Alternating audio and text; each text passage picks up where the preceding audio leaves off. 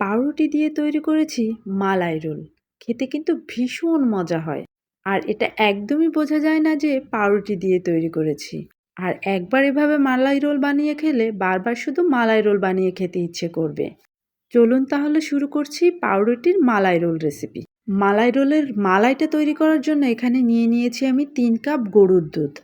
তাতে দিয়ে দিব 1/3 কাপ চিনি এবং একটু উঁচু করে 1/4 কাপ গুঁড়া দুধ দিয়ে দিব। এখন দিয়ে দিব ১ চিমটির মতো লবণ। লবণ দিলে মিষ্টি জিনিসের স্বাদটা একটু ভালো লাগে। এবং দিয়ে দিচ্ছি ১ চিমটি জাফরান। জাফরান দিলে সুন্দর একটা স্মেল আসবে এবং একটা সুন্দর কালারও আসবে। এখন সবকিছু নেড়েচেড়ে আমি জাস্ট দুধটাকে ঘন করে নিব। আমি এখানে ৩ কাপ দুধকে জাল করে ১.৫ কাপ করে নিব। দুধটা অনেকটা ঘন হয়ে আসছে। এ পর্যায়ে আমি একটু বাদাম দিয়ে দিলাম আর চারিপাশের সরটাকে মাঝখানে নিয়ে নিচ্ছি। মালাইতে কিন্তু সর পড়লে মালাই খেতে কিন্তু বেশি ভালো লাগে। তো সবকিছু জাল করে নিয়ে আমার দুধটা ঘন হয়ে গেলেই হয়ে যাবে আমাদের মজাদার মালাই। মালাইটা হয়ে গেছে। এখন আমরা পরবর্তী স্টেপে চলে যাচ্ছি। এরপরে তৈরি করব মালাই রোলের ভেতরের যে পুরটা সেটা। মানে ভেতরের ক্ষীরটা তৈরি করব।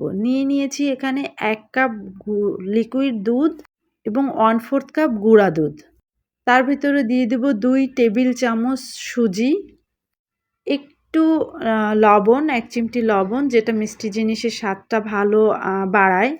সবকিছু নাড়িয়ে চাড়িয়ে আমি চিনি দিয়ে দেব ২ টেবিল চামচের মতন চিনি। যেহেতু এখানে পরিমাণ খুবই অল্প আর দুধগুলোও ঘন হয়ে মিষ্টি বেড়ে যাবে। তো সবকিছু দিয়ে একটু নেড়েচেড়ে এটাকে একটা ঘন টেক্সচারে নিয়ে আসব। যেহেতু এখানে লিকুইড দুধ দেওয়া আছে ১ কাপ এবং গুঁড়া দুধও দিয়েছি 1/4 কাপ, তো সব মিলিয়ে এটা খেতে ভীষণ মজা হয়।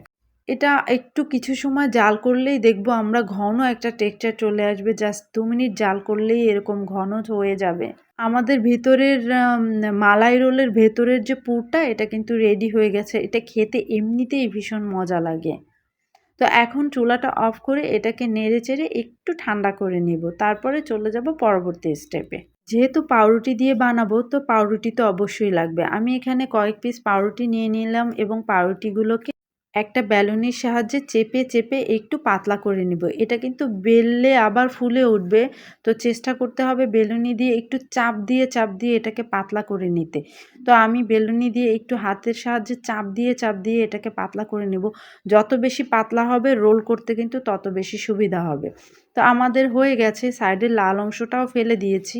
এখন যে পুরটা তৈরি করেছিলাম সেই পুরটাকে দিয়ে আমি এটাকে রোল করে নেব। জাস্ট একদম সিম্পল একটু হাত দিয়ে রোল করলে এটা রোল হয়ে যাবে। সুজির সাথে লেগে এটা একদম রোল হয়ে যাবে, খুলে যাবে না। দেখতে মনে হচ্ছে খুলে যাবে কিন্তু আসলে এটা খুলবে না। তো সবগুলো রোল আমি ঠিক এভাবে করে এক করে বানিয়ে নিব। আপনাদেরকে একটা দেখিয়ে দিলাম। পরবর্তী সবগুলো করা হয়ে গেছে। এখন আমি প্রথমে যে মালাইটা তৈরি করেছিলাম সে মালাইটা এটার উপরে ঢেলে দিব। সবগুলো পাউরুটির উপরে মালাই ঢেলে দিলে পাউরুটিটা মালাইগুলোকে সোক করে নিবে এবং কিছুক্ষণ পর পাউরুটিগুলোকে কিন্তু একটু ফুলে উঠবে। এই যে দেখতে পাচ্ছেন আমি যেভাবে করে দিচ্ছি সবগুলোতে আমার মালাইটা দেওয়া হয়ে গেছে। এখন একটু বাদাম দিয়ে আবারও উপরে একটু মালাই দিয়ে দিচ্ছি। যেখানে কম লেগেছে সেখানে একটু মালাই দিয়ে দিচ্ছি। ব্যাস তৈরি হয়ে গেছে আমাদের মজাদার মালাই রোল। এটা কিন্তু খাওয়ার সময় বোঝাই যায় না যে আমি পাউরুটি দিয়ে তৈরি করেছি। আর এত মজা লাগছে খেতে যেটা বলে বোঝাবার নয়। আপনারা একবার হলেও বাসায় ট্রাই করে দেখতে পারেন এই সহজভাবে বানানো মালাই রোল রেসিপি। আশা করি সবার ভালো লাগবে।